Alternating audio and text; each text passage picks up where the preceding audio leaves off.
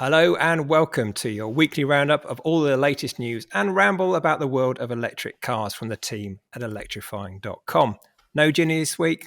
The boys are in charge, so who knows what will happen.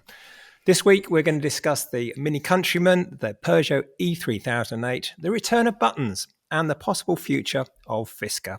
I'm Mike Askew. I'm Tom Barnard. You're saying, Mike, what will happen in this podcast with the boys in charge? I know what will happen. Our figures will plummet off because no one wants to watch us. But please stay with us. We might be interesting. You never know. And they'll be back next week, so don't worry. This is 1 week. You can just put up with us too. Yeah. So anyway, how are you, Tom? You all right? I'm all right. Yeah, I've been trapped at my desk this week, but I've been digesting some of my news from Geneva and that sort of thing. You, I can tell, are at the barn, which is where we do our filming, which means you've had a long drive this morning. How was it? Did you have to stop? Did you make it all the way? I made it all the way. I had a good 3-hour run. I live in Weymouth, which is lovely, but is totally impractical for this job effectively. So where we film here at the barn is about 3 hours away. So, but it's good. I quite like a long drive. I mean, I've said that I'm not particularly looking forward to the 3-hour journey home, but you learn a lot about a car, don't you? Just sitting there and messing around with the regen buttons and that kind of thing, and seeing what makes a difference to the various different modes and everything. So it's a kind of rare treat that we kind of get with this job, because often if we're on a launch, we have an hour to drive a car and we need to do filming, we do photography or something like that. So it's not always a luxury that you tend to get. So I really don't mind sitting there with the radio on, having to play with all the kit. It's really nice. Podcasts, Mike, surely podcasts. You listen to podcasts. And you listen to our own, Tom. Of we course. live in a little Are there others? There are no others to listen to. I'd have to listen to it 6 times though, if I was going to do a 3-hour journey. Not even I could put up with that. But we're here at the barn today. We've got a very interesting triple test. I mean, all our tests are interesting, but this is particularly interesting. And we've got an MG4 extended range. We've got a Renault Megane, which is the E-Tech, which is the one I bought today. And we also have the Jeep Avenger. 3 cars around similar kind of prices, similar performance, similar range, not exactly the same, but within the sort of same ballpark. But they're all kind of 3 different packages. So you've got the Avenger is your SUV, which a lot of people are a bit fed up with now with SUVs, big and boxy. You've got the old school hatchback in the MG4, which is kind of like the traditional form. And you got that kind of in between. The Megane's kind of fish or fowl, is it? It's kind of in between. It's slightly kind of taller than a normal hatch, but not quite what you wouldn't look at it and think that's an SUV. So it's an interesting comparison, don't you think? Yeah, well, I was looking at in the meeting where we decided this, and we're kind of playing around with the sliders on the website to see what the price of things is. And it's like, my God, these are all the same sort of money, because I think of that MG4 being a 26 grand, being quite a cheap car. But with that bigger battery, it has 323 miles, I think, of range. Yeah. And it's suddenly up to 36 grand, I think. And then the top level of the Jeep, which again, I think of being like a super mini, is the same sort of money, 38, I think, grand. And then you've got the Megane, which I always thought of as quite an expensive car. But actually now I think they've adjusted the prices down a bit, and it seems like pretty good value to me, especially compared to those. I think it's a bit more polished. I mean, Nicola's doing the test, so I won't leave it up to her, but I know which one I'd have. The Jeep's great fun, but you'd get annoyed on a long journey, wouldn't you? The MG...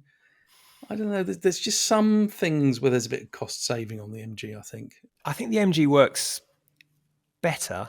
I don't want to spoil any surprise. I think it works better as a cheaper car, doesn't it? I think it's one of those cars where if you're kind of at the higher end, you start to think, well, I'm not sure I can forgive those plastics or that road noise or whatever. You know, there are a few things that kind of... The Megane, when I drove it this morning, I thought, yeah, it does feel nice. It does have a kind of quality to it, and the materials and everything, and the soundproofing. It just feels like a really good quality product. So, but as I say, Nicola's driven them all today. She's driven them back to back. She's had a look at the figures. So we'll let the final verdict be hers. We shall see that. We've got a couple of videos go up live on the site since we last did the podcast. We've had Ginny's driven both of them actually. The MINI Countryman and the Peugeot E3008. Now, the Countryman's quite interesting, isn't it? Because the week before, she'd driven the BMW iX2, and we can't really sugarcoat this, really. She hated it, didn't she? She really didn't enjoy it at all. There was lots of things she didn't really like about it. It didn't really feel very BMW-y, and it was expensive, and the ride wasn't great and everything. MINI Countryman, she's come back delighted, hasn't she? She really liked it. Yeah, it's bizarre. It's almost as though like the BMW engineers went out for their Christmas party or something, and the Mini engineers came in and like undid some bolts or something. It's bizarre because it's exactly the same battery, the motors and everything, Yeah. but the Mini just apparently seems to drive so much better. I think also, the Mini has a bit of character, and you expect a Mini, even if it's the size of a cash car like that car Mm. is, to have that kind of darty steering and to feel sporty and fun as soon as you get into it. And the BMW, they just seem to have, I don't know, they've done something strange. Maybe they're not used to sort of doing chassis like that and want to do their own bespoke rear-wheel drive, whatever it is. But she just said it didn't ride very well and it didn't steer very well. It wasn't that efficient. Mm. It's expensive, and the looks are challenging. I think that's Yeah. an easy way to say. I think BMW, they do sometimes push the boundaries of styling, and after a few years, we either get used to it or go, "Oh, maybe they were right." I think that the Z4 Roadster was controversial when it came out. I think it looks Yeah. great now, but I'm not sure that's ever going to look great. Maybe I'll be proved wrong. Maybe we'll come back in 10 years or something and still be wittering on and saying, "Oh, you were wrong about that iX2, Tom." Well, yeah, exactly. And if you watch the video, or if you look at the pictures, or look at the review on our site, and you think, actually, you boys are completely barking up the wrong tree, I love it. Please let us know in the comments below, because we like a different opinion, and we're not always right. In fact, we're not hardly ever right. But be interesting to know if the iX2 presses your buttons, and if you'd rather have one of those than a Countryman. Please let us know. We always like to hear. And the E3008 as well, which for the uninitiated is kind of largest family SUV. It's the first one, I believe, that's on the kind of what they call the Stella platform, isn't it? It's Mm, the sort of more bespoke electric platform that the Stellantis have. Ginny's had a drive of that. 74 kilowatt hour battery in the launch one, which I think has got 300 and something miles of range. But there's 430 miles of range with the bigger battery one, and that's a 98 kilowatt hour battery. That's huge, isn't it? I mean, mm, but that's, if mm, that is what it's going to take to get people to think, well, I'm going to put my family in a car that's going to be able to do at least, so should we say 350 miles of real world range. Yeah, that might be what persuades some people that they're going to change. They might not actually need that amount of range, but they might need the reassurance of having that figure mm. on it. Well, Ginny sent me a slide. She was in the press conference when that car was being launched, and she took a picture on her phone and sent it to me. That was quite interesting. I don't Mm. know if you got it as well, Mike, but it was kind of the rival cars to that, Yeah. and showing what they called a typical journey, which was from kind of Paris to Nice, and saying in their car you'd have to stop for this amount of times over that journey, and in rivals you'd have to stop this amount of times, and therefore their car, you'll be spending, I don't know what it was, a couple of hours less on that journey because of the efficiency, because of the size of the battery and the speed it charges at, which is a really interesting idea and quite an interesting sales point as well. Yeah. Um, I'm not sure. I mean, maybe you do that journey once or twice a year. Is that a reason enough to buy a car, saving an hour? I don't know, but it's an interesting thought that people might want that kind of combination of efficiency and speed of charging. It's weird, isn't it? I think that when you talk to people who haven't bought an electric car or haven't driven it, it's that obsession of not being able to go far enough. I've got neighbours who ask me about buying. I'm sure you get this all the time. You become the kind of go-to person Mm, to ask about cars, even though they know what they want. I think they just want a bit of reassurance. But I had some neighbours who were very keen to go electric. Ended up buying a Volkswagen Tiguan, non-hybrid or anything. They ended up buying a petrol car. mm, And I said, they just potter around town. In general, they don't do a lot. But they did say, I don't think electric's going to work for me because we go to Coventry every Christmas. And that was kind of, I'd sort of said, well, that's once a year, and B, mm, you could get there and a good chunk of the way back without having to charge. But they're in their 70s.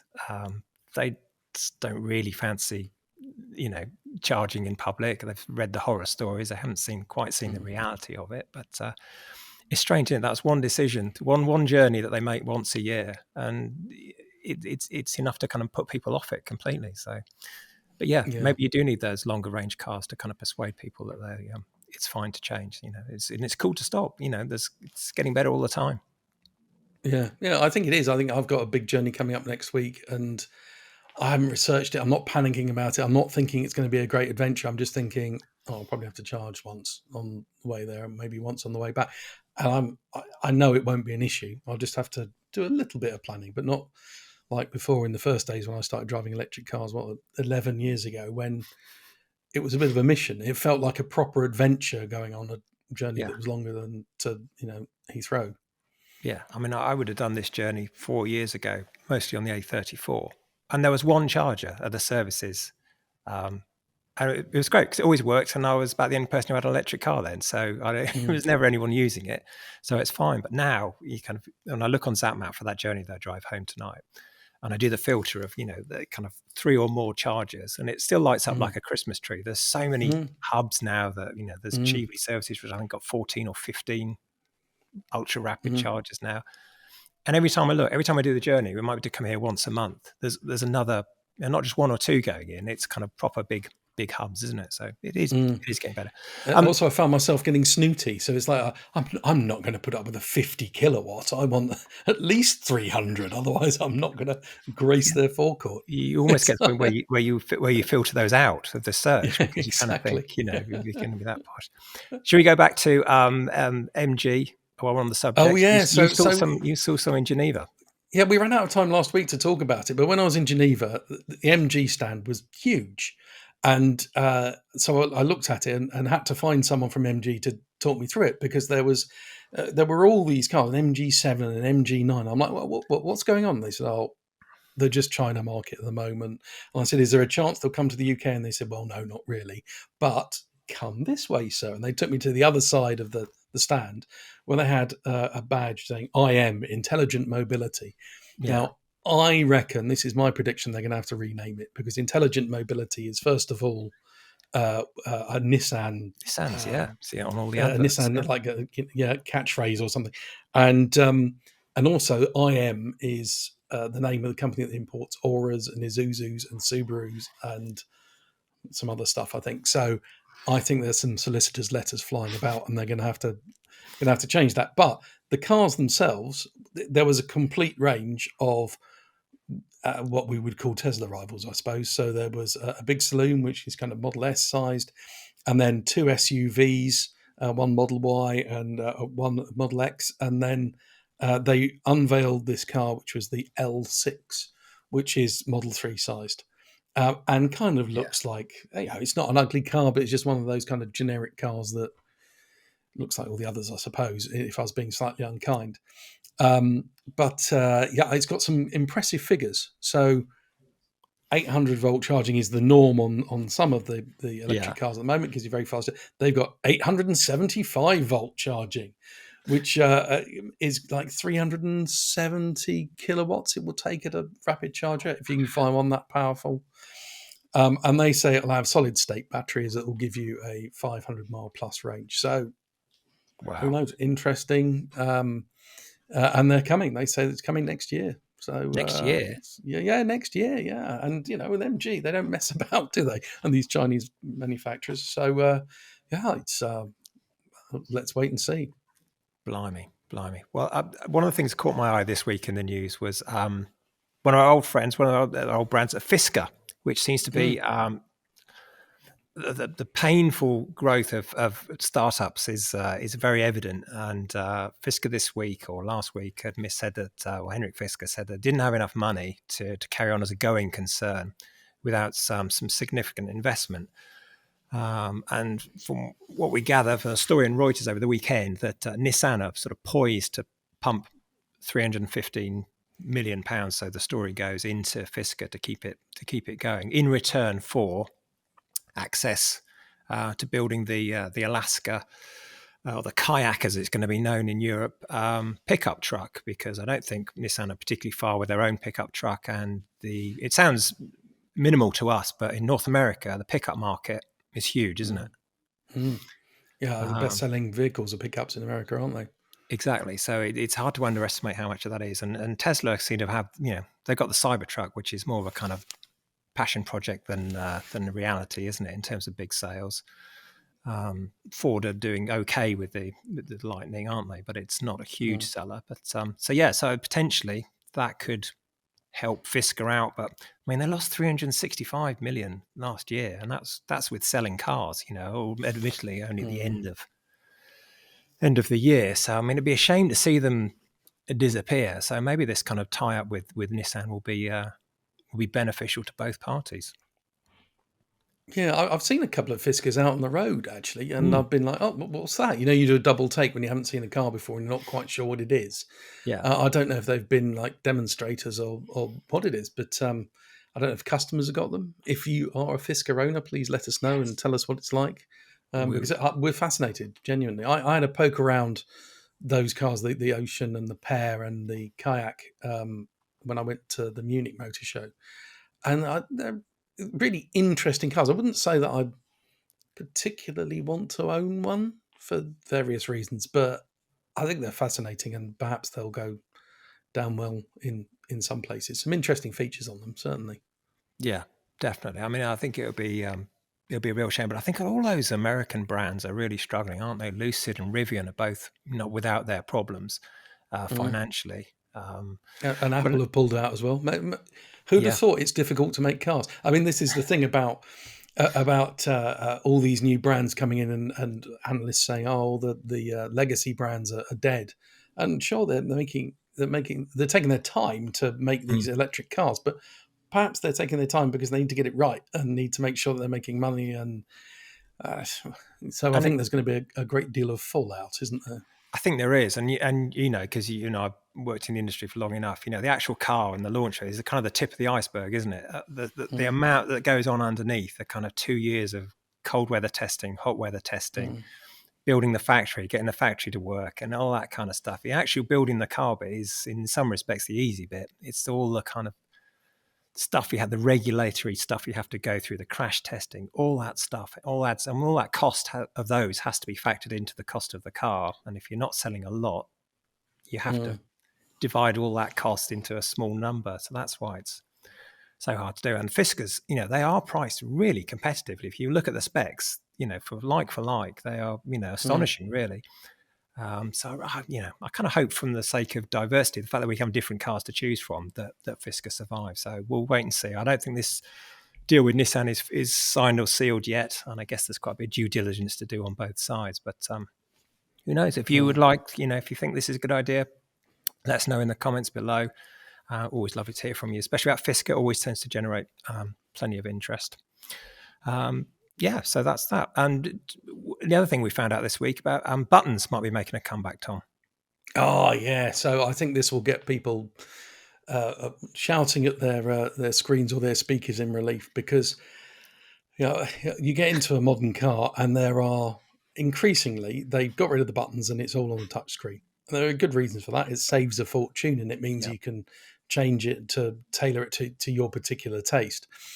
But Euro NCAP, who are the independent organisation that crashes cars and then gives a safety rating on them, has realised that this perhaps is a bit of a safety issue, and we don't want to be stabbing screens in the middle of the dashboard to turn on the windscreen wipers if you suddenly drive through a puddle or if it's suddenly foggy. So they are going to start penalising companies who put safety related buttons into the screen, or maybe get rid of stalks like Tesla. So they will. All these companies who currently have 5 stars will start to get 4 stars, and that will hurt them, I think. So yeah, about bloody time is all I can say. Well, there's a certain irony to that statement, isn't there? Because most of us spend our time, the first time you drive the car, to spend 5 minutes going through the menus to turn off lane keep assist, which is, of course, a Yeah, Euro NCAP requirement. So it's far more dangerous. Everybody, yeah. those that Well, half a mile well, from your house is spent trying to find the button to turn the LKA off. yeah. Well. Yeah, Euro NCAP recognise this as a fact that people hate them and just turn them off. So they are making another requirement that will score how usable they are. So I've got this Lexus RZ, and the lane keep assist is actually fine. I never bother turning it off because I don't have a problem with it. It's not one that tugs you into the path of cyclists or anything like that. Mm. It's okay. But things like the speed alert systems and things, if it's not reliable, if it's saying that it's a 30 mile an hour limit and it's changed to 40 and there's a tree in front of the sign or something, that's when it gets irritating, and they need to fix it. So Euro NCAP are going to start rewarding companies who make their safety systems good enough that you don't instantly get in and turn them off. On that very subject, this morning, I was about 10 miles into my journey in the McGann, and I thought, well, this lane keep assist's really good because it's not pinging away, it's not trying to haul me back into lane and everything. And I realised it was off by default, and I pressed the button. Oh, I pressed the button to just to double check, and it said, and I pressed the button, it came activated. It said activated, switch it off. Are you sure you want to deactivate it? Yes. I wasn't sure that was allowed. I thought it had to be on by default now. Or do you think that's from when the car maybe. was designed, Yeah, or maybe it was when it was launched or something. I So don't everyone's know? going to run out and buy old cars. It's Because Tesla got away with not having the pedestrian noise thing on Model 3 for thick end of 3 years. I'm not even sure it still has it because it was launched like a month or so before it became a requirement. Of course, the requirement is, generally speaking, the yeah, point of manufacture rather than the actual point of sale, isn't it, for a lot of these systems? So, yes, I don't know if it was that. But it was nice. It was a bit old school, really. Very pleasant. yeah, yeah. Yeah, it was good. Um, What else have you been up to, Mike? Is there uh, a... Not much, not much. I've been answering a lot of we've had a lot of queries and questions the last few weeks. Actually, this has been Oh, is great. your post bag bulging? As always, yeah, and so which has been good. We've had a few people. I firstly must apologise to Stephen Muddell, who was the mystery shopper you helped out last week. He was a mystery shopper because I forgot to put his name on the notes I Oh, gave to you. So he isn't a mystery. He wasn't trying to go under the shield of he could change his anonymity. name by deed poll to mystery shopper. It'd make it Mystery much shopper. easier So for us. Yeah. apologies, Stephen. I hope we were of use. And I know there were a lot of comments in the comments about your decision. So let us know what you've decided. We've got one this week from Gary Sanders. Hi, team. I'm currently in the market for a used EV, budget around £25,000. I've been looking at a used ex-demonstrator MGZS. So far, so good, right? But at the weekend, I saw a Tesla Model X near me for £24,000. Is it worth the risk? And your head's bowed. Is it worth the risk to get a car with more miles but a potentially longer range? Now, I don't know about you, but I mean, I looked up. The first thing I did when I saw that was start to look up used Mm. Model X's, and sure enough, there are a handful under £25,000. I didn't find one that had less than 120,000 miles on it. So, Tom, if it was your money, would you sink that into a quite an old Tesla? Yeah, I don't think I could sleep at night if I had an old Tesla on the drive, unless it's from a dealer and you've got like a 2-year warranty or something that you're sure is cast iron and not, printed on the back of a cornflake packet or something. Because the potential for enormous bills is just too big. I think. I I certainly mean, on one of those as well. That door mechanism. Can you imagine yeah. if that goes wrong? The Oh cost God. involved in that. I mean, maybe there are people out there who've got high mileage Tesla Model X's and they're very happy with them and they've Yeah, never had a problem. But I'm not sure I could do it. So there's a reason people buy new cars or newer cars, and that's because you've got the guarantee of it's going to be somebody's going to pick up the bill if something goes really badly wrong. yeah, But on a six-figure mileage Tesla, that's getting on a bit. yeah. One of the Also, the ones I look. Model X, the Yeah, Model X, I don't know, it's great fun, and the kids loved it and loved the doors and things. But do you remember, Mike? I think you were on that shoot where we are trying to get it through some width restrictions. It's just too. I needed somebody going like it was a plane at Heathrow. I think it's just too big for the UK. it's one So of those cars that looks good in proportion. You think, okay, that's fine, and you get up close to it, and you think your eyes have failed because you get yeah, in, it's this thing. You think, actually, this is absolutely enormous. yeah. And certainly, a couple of the ones that were on for sale didn't have CCS. They just only had the Tesla plug. Mm. So how on earth they Well, maybe managed to? maybe they still got free charging, which you can. Do you remember the early ones had free Yes. supercharging? And if they went back to Tesla, they quietly took that off. But Yeah. if Has they were sold anybody privately, you still had it. got an original like Model S with free supercharging? If you have, let us know. We'd love to know whether there's still. I mean, there must be fewer and fewer each year as they get sold and traded back in. But I'd be Yeah, Elon's fascinated. probably got people going around driving into them to write them off. So he's not liable anymore. Some of those taxi drivers with like 1 million miles and free It's got to be charging. costing a fortune. It must be absolutely costing a fortune. We've got a MythBuster as well this week, Tom. Hmm. Martin Marks, who emailed us to the site info@electrifying.com if you have a question. He said, chatting to my local garage who look after my wife's MX-5, he mentioned that electric vehicle tyres are much more expensive because of the extra weight of the batteries and the requirement for superior rubber blends. This subject has yet to be aired as far as I'm aware. Yeah, I wouldn't always take everything a local garage says to you about electric cars for granted. Really, I think there's a lot of misinformation, shall we say, Tom, about these sorts of things. Because generally speaking, with one or two exceptions, my i3, for example, electric car tires are normal tires. Am I right? Yeah, I think so. I mean, we put normal tyres on the Leaf. You have to make sure that they've got an XL rating, which is generally for heavier stuff like MPVs, because they are heavier. There's no doubt about it.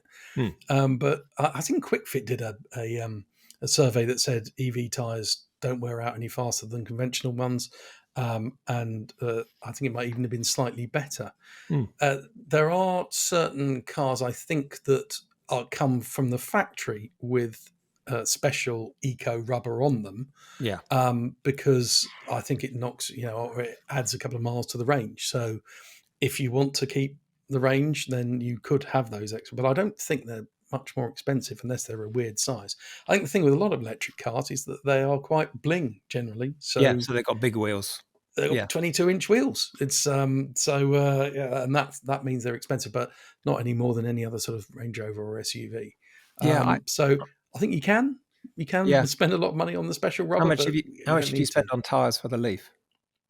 Well, I because I'm tight, went for the Leaf, which had not the Techno. I went for the centerpiece. It had 16-inch wheels. I knew the tyres were half the price, Yeah. and we get through tyres not because they wear out, but because they get pothole damage. And around here, rural area, it's a nightmare. So yeah, I think I put Michelin's on it, and they're 80, 90 quid each.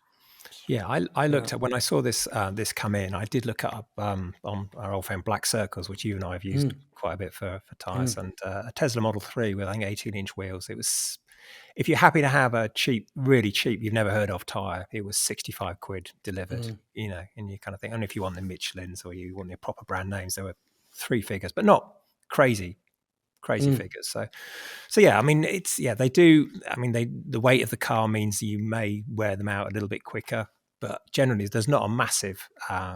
If that's scaring you off going electric, then perhaps just do the sums, work out the car you want to have a look at, work out what the tire size are, and plenty of these websites will tell you what tires will go on a car, and then it will give you an idea of what the running costs will be like Mm. further on down the line. So I, yeah, I I think there is an interesting thing they're talking about my wheel size mm, fetish, I suppose, is that I think when I was younger, the bigger wheels are much much better, and doesn't matter they don't ride very well.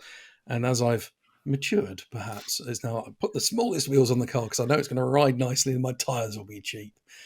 It's like, you look at you look at these pictures of cars. I think BMW always used to do it on their press fleet cars. That the ones in the pictures would have like 20s yeah. and would look great, and the ones that they gave out for us to test would be on 15s because they knew it would ride much better, and that's what the engineer said was the best tyre. On the Lotus Electra launch that I went on, they said, the big thing about WLT figure was this, that, and the other little asterisk, and you always want to go to the bottom when you read that, and it was said it was done on the WLTP figure was achieved on 18-inch wheels, which didn't appear as standard on any of the cars. So the S or the R, none of them had that. So I asked the PR guy, and he said, "Well, they're special order. So if you want those wheels, you can have them. We'll fit them." But they're not on the. I think they were on the configurator, and I found them, and it's like it's on roller skates. If you put this, this massive car with this tiny little wheel, but that's what the WLT figure was achieved on. And by law, you have to make those wheels available to customers. I think it was a no Yeah, cost option. Well, I'm not surprised. They were probably really cheap wheels, probably steels. But it was, yeah. So it's interesting to know that the small. I bet it. The ride quality was amazing on it. Great Yeah, sort of and balloon tires. it kind of like adds like 20 miles to some cars. I think the Yeah. Audi Q8, it was like 20 miles difference between the biggest and the smallest tires. And you think, oh, well, yeah, I've got the one that looks best. But you can imagine being stuck 20 miles from home, running out of charge, and thinking, why didn't I I have should have those had the smaller smaller wheels? wheels, cheaped out. Exactly. We're probably over already, but I just wanted to say that the post bag was absolutely full of tributes to the Leaf. I'm going to say because it was a sad day, wasn't it, last week when It we was a heard that the sad Leaf day. was ending. And I don't think we didn't have this with the Zoe. When the Zoe went, there was tumbleweed. Nobody cared less. But the Leaf, oh my goodness, has really lit up the comments. I'm going to read a few out. Sally Barber says, I've got a Leaf at the moment. First EV I've had it for over 3 years. I travel in the UK for work. It's not the best mile muncher, but it's so versatile. I tried a Peugeot E208, but didn't feel it. The Leaf just fits like a shoe. It's so annoying that Nissan didn't give it CCS before now, which I think is probably one of the reasons why it lost its appeal with buyers. Ryan Henry says, I bought my 2017 Leaf named Maxwell. Love cars with names. 18 months ago as an import to Australia. Maxwell's done 96,000 kilometres in total and has 30% degradation after a less than careful previous owner completed more than 2,000 rapid charges on it. Good God. It's a good job. It's still got 70% battery left, isn't it? Yeah, yeah. It's still, and Ryan still loves the fact that you can embarrass a Mustang or a Golf GTI at the traffic lights around town. So, and Paul Phillips says, I have a 21 plate Leaf long range, first electric car, made us love them. Going onto an Enyaq now. And that kind of in a nutshell is what's gone wrong, isn't it, really? I think because there was no natural progression. Aria's a great car, isn't it? But I don't suppose you get a lot of people moving on from a Leaf to an Aria. I think they're finding stuff that's in between, aren't they? So yeah, I think it's sad. It was a lot of love for it. Well, sort of segueing to my deal of the week, I suppose, is that I was just, keeping a close eye on what Leaf prices are doing, because after the announcement, they've stopped making it. They've got a lot in stock, and there's quite a few delivery mileage, but 20 or 73 plates. So the last plate, we're now on 24, aren't we? Yeah. Cars for sale on various websites, including our own, of course, for £18,900, and they're 30 for the Techno, which is a £34,000 car, I think. 18 grand. That's not bad, is it? That's amazing. And that's for what? That's for new, is it? Well, it's got like 5 miles on the clock. So pre-reg cars, 3 months old. Yeah. Wow, that's quite tempting, I think. Yeah. Let us know if you think that's the kind of appealing car. We'd love to know. Is it worth that? The fact that you're going to be paying probably at least £10,000 less than anything that's going to be comparable.